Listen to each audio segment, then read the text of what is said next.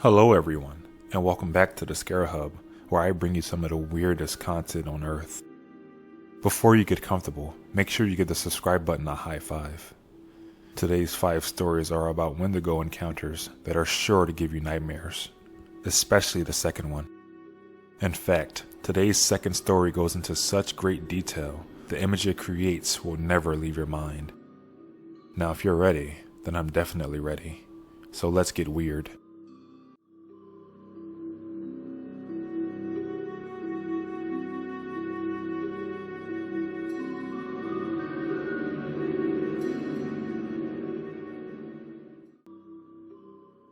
Let me start this story off by first saying I'm a girl, and I live in North Carolina. I was 15 at the time of my encounter, and I was definitely not a believer of the paranormal or supernatural or anything of the sort. This happened while I was at a local summer camp. There was absolutely nothing special about that day. No weird lights, no people, barely any animals, sounds, or anything like that. It was just the same camp schedule that I've grown used to for the past 2 weeks. My age group had just finished lunch and was about to persuade our counselor to let us play a game called Scatter down by the lake. It's like a giant game of hide and seek in the woods.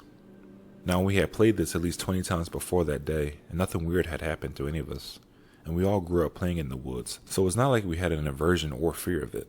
But for some reason, that day, when our counselor shouted "Scatter!" and I ran to find a hiding place, it became a whole new ballgame. I had run as far as I could while still being able to see the lake, as were the rules, and had found a huge old uprooted tree that I decided would be the perfect hiding place. So I laid down as close as I could against the ground and waited. I had been there for about 5 minutes when I suddenly heard a voice calling my name in a weird dreaming-like tone, and not just any voice, it was my mom's.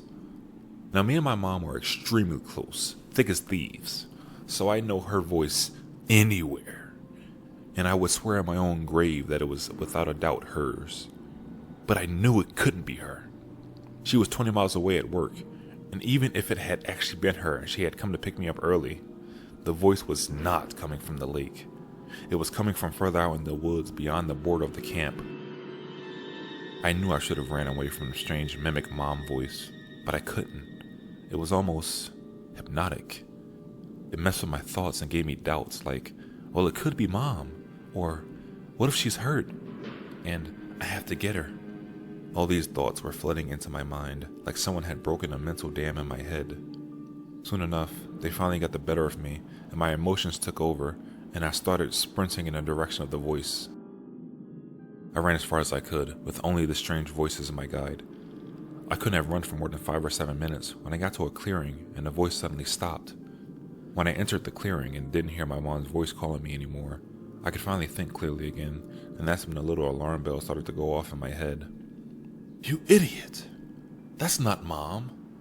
Run!" my brain shouted at me. But I couldn't run. I didn't know where to run. I had gotten so far away that I had lost sight of the lake by the camp, and had absolutely no idea where I was. And I was completely exhausted. With no other options than to sit and catch my breath, I did just that. No sooner had I sat down, more warning bells went off in my mind. I quickly did a 360 survey around the clearing and noticed a strange sound. It wasn't the continuation of the voice from before. No, it was a more distinct sound of chattering teeth, like they were cold. Only, there was no one else around, and it was the middle of June in North Carolina. There's no way someone could have been cold. And that's when I heard it. Leaves and sticks crunch on the edge of the small clearing. And I realized something was watching me. And then whatever it was moved, and it moved fast. It made circles around the clearing, almost as if it was circling prey. And it was at that moment that I knew whatever it was had led me out there away from the rest of the group, exactly like the predator my instincts was screaming at me that it was. Without any other option than to try to escape, I took off in the direction I thought I came from and sprinted as fast as I could, all the while hearing the chittering of teeth and sticks crunching behind me. I didn't know what to do, and I didn't dare turn around. I couldn't stand seeing what was chasing me. All I knew is that I couldn't slow down, and I was absolutely not going to. It felt like a lifetime of running away from this thing, before I finally saw the lake and even though I didn't think I could, I ran faster than I ever have in my life when I broke the tree line. I ran to the lake where I knew my friends were. At that point, I felt safe enough to stop and look back and see just what was chasing me. But when I did, I only saw a fleeting form running back the way it came, all the while its teeth still chittering. When I finally found my counselor, I was hysterical with fear and hugged her as tight as I could. When I eventually calmed down, she tried to get me to tell her what happened, but I just asked, "Were you calling my name?" Before she even said anything, I knew the answer. After all, it had been my mom's voice that led me away from everyone else. But what she replied with was so much more bone-chilling. She told me, "No one called for you. We didn't even know you were gone. Everyone is still hiding. The game isn't over yet."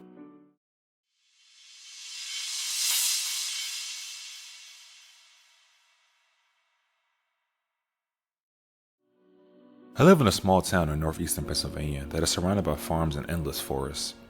As a kid, I spent most of my time fishing for trout or building stick forts. Now, I make bonfires and go on deer hunts. So as you can imagine, I'm outside most of the time. At this point, I know almost every paw print or local animal call, and I can identify it almost immediately. So at the age of 13, I went over to one of my friend's house for his birthday party, mid-June, alongside 2 other guys. We used to hang out a lot, but after this incident, things happened and we broke apart and went our own ways. We were crazy and wanted to explore abandoned places and find paranormal spirits, as all the other YouTubers did. About 3 miles into the forest, there was an abandoned quarry. All of us were excited to explore it, so we got the birthday boy, his name is Aiden, to lie to his dad and say we were going for a walk through the woods. Aiden's dad said yes, but not to wander off too far, and to pay attention to the trees due to the number of mountain lion sightings in the area recently. We geared up and grabbed our phones and knives. Well, at the time I didn't have a knife, but I borrowed one from one of the bigger guys. His name was Clayton, and he's a little out of shape, and that's putting it nicely. He usually brought up to 10 knives to our parties like some sort of serial killer. I'm not gonna lie, sometimes he made me worry. He also gave one to our 4th guy. His name was Marcellus. As we headed out the door, excited for what we were going to find in that abandoned quarry, imagining old mine shafts deep in the ground where coal or copper were mined, the air seemed to change. Change as in it got heavier, like when a kid in class threatens to kill everyone in the room. Yeah, that kind of heavy. Almost a primitive fear. As I eerily looked around, curious about what installed this primitive fear into my system, the others talked about what we were going to find.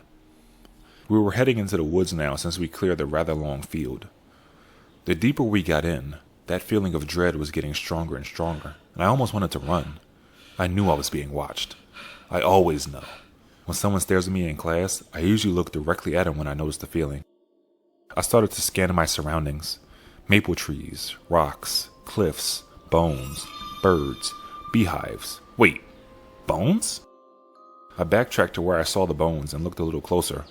About 60 yards away at the bottom of a cliff was a dead deer. It was fresh, with the blood still on its bones, and rotting flesh hanging from its skull. I tried to imagine the thing that could have mutilated so badly, and the thought of a 1,000-pound black bear with rabies came to my mind. Looking back, I really wish it was a 1,000-pound black bear with rabies. "Hey, dipstick, I'm talking to you." Clayton pegged me with a rock and broke my trance. "What? What do you want, man?" I said, clearly annoyed. I said, "What the hell are you looking at?" Clayton barked, irritated that I didn't respond sooner. "Nothing. Come on, let's get going." Still another 2.5 miles till we reached the quarry. Nothing exactly exciting happened as we climbed a large hill. Once again, I felt the air get heavier, and my primal fear clawing its way back up my spine as if it was about to dig itself out. Once we reached the top of the hill, the ground started to level out, still filled with maple and birch trees and some decent-sized rocks. Then we saw a barbed wire fence that led to a clearing. It had freshly mowed grass like it was a field. As we got to the fence, I noticed something. Something red hanging from the top. A rag, or a piece of clothing, covered in dry blood, and underneath it was a rusted old knife, with a saw blade on one side and a sharp edge on the other. At that point, we were only a half a mile away from the quarry. I zoned out again as we walked. No one was talking about anything exciting anyway, and I scanned my surroundings as this wave of fear just engulfed my body. I couldn't place it as I was frantically looking around for something bad. No, something evil nearby, but I could definitely sense it. I was at the back of the line, so no one noticed my panic. I went tree to tree, scanning for something out of place, and when I got to a birch tree roughly 25 yards away, I saw it. There was a large, lengthy, gray hand wrapped around the tree. I could almost make out claws. I looked up above the hand and I could barely see the edge of a head. I looked at my friends, who were a little bit ahead of me, then I looked back at the tree, and the gray thing was gone. I immediately ran to catch up with my friends, deciding to keep what I just saw quiet so I'm not made fun of for the rest of the weekend. We finally started to see a clearing up ahead, with another barbed wire fence. We walked through a patch of thorn bushes about as tall as me, and it shredded our bare torsos as we took our shirts off and hung them from our shoulders. We crouched under the fence and made it to the quarry.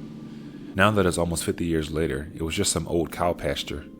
We were a little bummed out, as we were hoping for the ultimate mineshaft experience, but we knew logically what we would find. There was this cool little part where the rocks were cut out, leaving a 10-foot drop below to the cow pasture. We went over there and screwed around on a cliff. It was roughly 100 yards away from the tree line, so we were a little far from the woods. Aiden got the idea to take some Instagram pictures, and as we got into position to take the photos for our pages, we heard a voice. Aiden. We all spun around towards the woods hearing his dad, but it was off, almost mechanical, and we were also startled by how quiet it was. It was almost a whisper, but the woods were 100 yards away. There's no way we could hear that.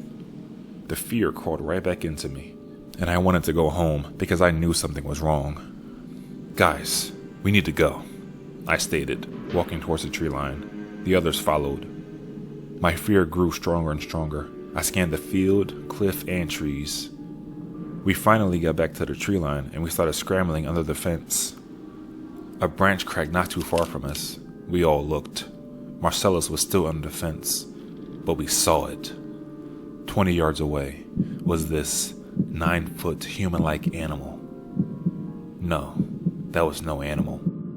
It stood on 2 legs like a human. Its gray skinny arms ended at its knees, and its claws were as big as its hands.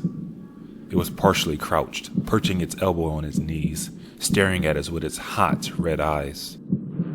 Teeth stuck out of its mouth like a piranha with large canines like a dog. Its teeth were an ugly yellow and blackish color, with some bloodstains on its top row. We all stood frozen and staring at this beast. Then its eyes snapped to mine. It made eye contact and twitched. In fear, I let out a gasp.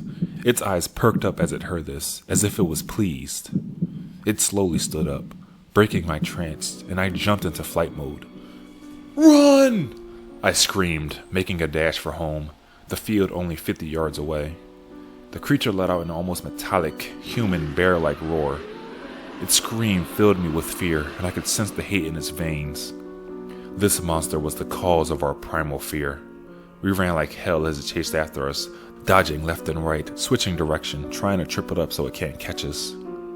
We dove under the barbed wire fence and kept running. I looked back to see it hurdle the fence like it was nothing, hot on our heels, running on all fours. I tripped over a branch and rolled, catching myself and kept running. But this put me at the back of the line. I felt its hot breath on my back as it ran. I let out another scream and I jumped off the nearby cliff to my right. My friends did the same. It was only a 15-foot drop onto some dead leaves and grass, so we landed somewhat nicely, except I rolled my ankle in the process, and Aiden landed his knee on a rock. I looked back and saw that I almost landed on a deer corpse from earlier, and that gave me a spark of renewed energy. The tree line was only 300 yards away, and we ran like hell. We heard it screeching and scrambling down the hill at full speed. We vaulted over rocks and slid under fallen trees, and this thing was right on our tail the whole time, teeth bared and roaring in hatred. I knew the only goal this abomination had was to mutilate us like deer. We ran and ran. Then it roared once again, this time sounding almost in defeat. We cleared the tree line and ran to the road. We turned back around to see where it was, and it stood among the trees, almost out of view, but still visible enough to see. Evan, it croaked, in a voice so unnatural and satanic, almost like the demons in those movies, but a little more metallic. Oh, I did mention this before, but my name is Evan. My friends always called each other mean things, so we rarely said each other's real name. Instead of a primal fear, however, this time I felt a primal rage. I puffed out my chest and slammed my hands on my pecs. "You want a piece of me, you ugly son of a bitch? Come at me!" I screamed, a little unsettled by my primal outbursts. This thing simply smiled, turned around, and walked away. We looked at each other and went back to the house. Aiden's dad didn't hear the scream, so we didn't have to explain anything. We went to his room to hide in silence. None of us really talked about it much, except for me. If I were to ask them now, they probably would say it was a bear and that we overreacted. But I'm telling you, that was no bear.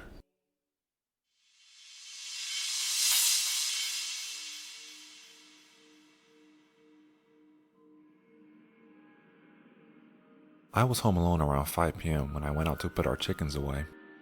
As I'm gathering them up and putting them in their pen, my roosters were on high alert, which honestly wasn't strange, except a few of them wouldn't let me leave the coop, and that isn't normal. I had around 3 roosters blocking the door, so after maybe 15 minutes of struggling, I had gotten out and locked the door. And as I was heading inside, I heard branches and sticks cracking, as if someone was stepping on them. After hearing this, I bolted inside and slammed my front door, shutting and locking it. But I didn't even get 3 steps away from my door before I heard knocking, and the sound of my mother's voice begging me to open the door, saying she forgot something. I knew it wasn't her, because I watched her leave my younger siblings and stepfather. I was in a panic and in tears, and I went upstairs and crawled to my room, closing and locking the door behind me. The pounding and begging continued for a few more minutes while I covered up my windows with some spare blankets I had lying around. After a little while, I began to hear tapping and knocking on my top window, which was pretty high up on my house. Then I again started hearing the voice mimic some family members. They were saying stuff like, "Open the door, you're grounded," or "Open the damn door," and screaming. I didn't know what to do, but my 11-year-old mind decided to beg and plead for it to leave me alone. Which wasn't smart, because that only made their voices grow louder. After maybe 45 minutes, it suddenly stopped, and I thought it was over, but my generator shut off, even though I knew it was full. I was still a bit shaken up, but I knew I had to go outside and check it. After mustering up some courage, I headed for the generator. When I got there, it showed that there was no fuel left, and on top of that, I heard some very weird sounds. I didn't know what to do and I was panicking, so my 11-year-old brain told me to put my cat in my bag and bike away as far from home as I possibly could.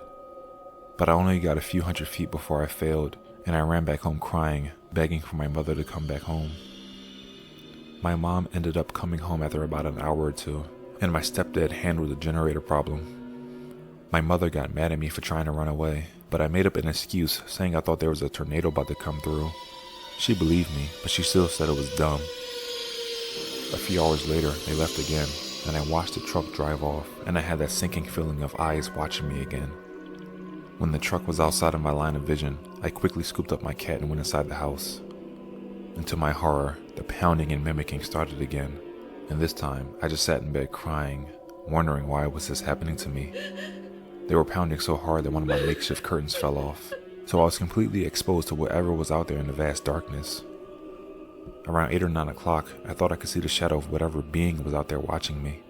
The moonlight lit up his silhouette. The thing I was seeing was not human. It was tall and had deer-like antlers. And I don't know if it knew that I could see it, but it started making hand-like gestures for me to come towards it. I immediately covered my windows again, and the tapping got worse, and the voices were changing again. I don't know whose voices they were using now, but I was so scared that I ended up crying myself to sleep as my cat tried to comfort me. All the noises stopped when my mother came home, and thankfully that was the end of it. I was shaken up for a few days and kind of jumpy. I'm still scared of the forest to this day, and I'm almost 17 now. I ended up confessing to my mother about all of this, and she says it sounded demonic. I don't know for sure, but whatever it was, it left a deep mental scar on me for the rest of my life.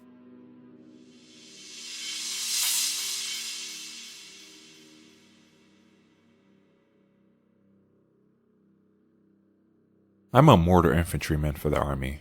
We're trained to deal with deadly situations and be prepared to fight to the death if needed. My experience happened approximately 4 years ago. but it hasn't left me alone since then. One day during January of that year, my parents had me walk the family dog along with my dog, so I decided to bring them to the golf course that was shut down for the season. Now across the golf course, there's a small forest area that I usually walk them in, because it's the closest I can get to the forest since I live in the city. I live 20 minutes from Minneapolis. It's very industrialized here, and it's one place you wouldn't expect to run into something like this. I went in through the opening and started down the trail. That place always felt like something was really off for some reason. I don't know. Call it a sixth sense or something, but that place just felt wrong. Plus, there was always no sound in those woods. I ignored it for the most part and went on with the walk, but then it started to feel like I was being watched. I couldn't really see anything around since all the trees were blanketed with snow. So like a dummy, I ignored my intuition and went on. I went out the other side of the forest and headed up a hill that leads to a road that led to the end of the golf course. I felt the feeling of being watched again and turned around on instinct and saw something. It was a pale white figure standing in the tree. I'm a person who always believed in the supernatural and enjoyed studying it, and I knew what that thing was. It was a Wendigo. I knew I needed to get out of there. For those who don't know, a Wendigo is a mythical creature that is believed in Native American folklore. The story goes that it's a carnivorous monster that never stops eating. With the dogs beside me, I ran across the street as fast as my legs could take me. And then it started chasing me, and I almost got hit by an oncoming van. The van stopped and was about to give me an earful, but then he saw what I was running from and immediately got back in his car and drove off as fast as he possibly could. While the Wendigo was distracted, I ran as fast as I could, but I stupidly led him back to my house. Once I got through my front doors, I acted as natural as I could and went to my room, trying to calm down. By dinner, I had calmed down quite a bit and ate some good food to take my mind off of it.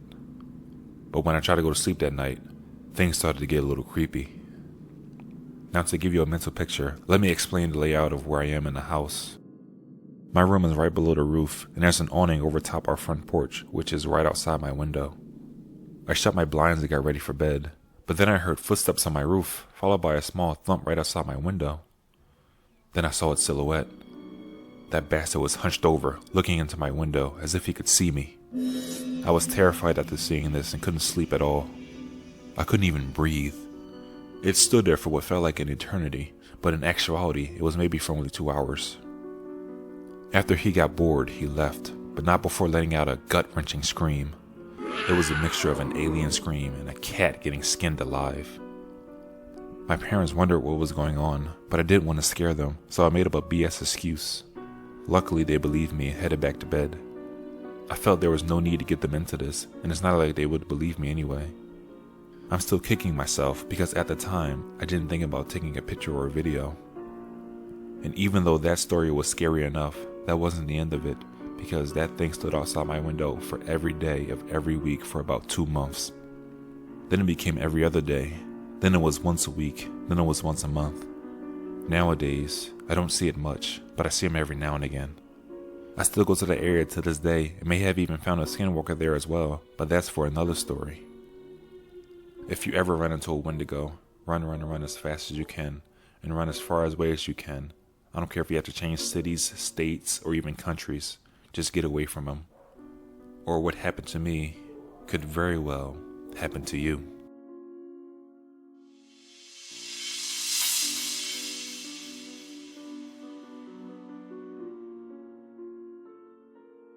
On Thursday, February 17th, 2017, at around 4 or 5 p.m., I believe I spotted a Wendigo in a wooded area behind my residence.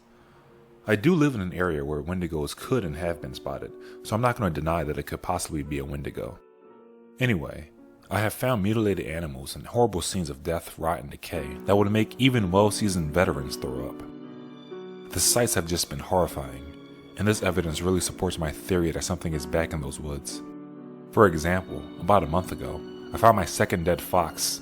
Its head and spinal cord were about 30 feet down the hill from the mess that was once its body.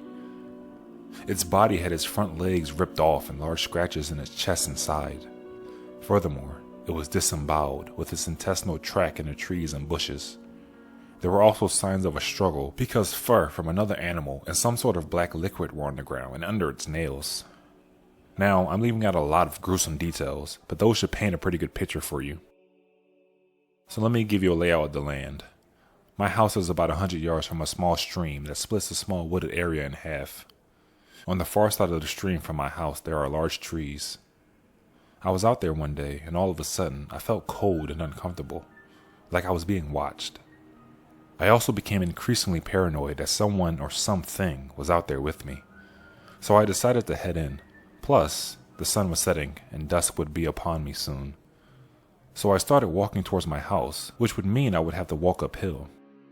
I was walking out of the woods at a brisk pace, almost as if I was on somebody's yard and they had told me to get off. It wasn't like I was running from my life, but I was moving with some purpose. That's when it really felt someone was looking at me. So I turned around and saw a large creature about 80 yards from me standing across the stream. It then proceeded to take steps towards me. Now, I'm not really athletic, but I'm not super weak. I would say that if I had to run 20 yards uphill through the woods, it would take me about 30 to 40 seconds. Needless to say, I ran out of those woods in no more than 10 seconds. It is the most I have ever been scared, and the most adrenaline that has ever flowed through me. Now, I know what you're saying. It could have been dehydration or I was having hallucinations. But I'll tell you, I've never hallucinated once in my life, and I wasn't dehydrated because 10 minutes prior to this event, I had drunk a whole bottle of water, and I always make sure I'm hydrated before I go woodland exploring. And there was no way it was a tree, because every time I go out there, I go to where I spotted it, and there isn't a single tree small enough to remotely look like what I saw. Since then, I've never spotted it again, but I do hear it sometimes. It is believed by Native Americans that Wendigos call out for help like a human in order to lure people toward it. I have heard what sounds like a little girl calling for help out in the woods before. It is still terrifying to talk or even think about.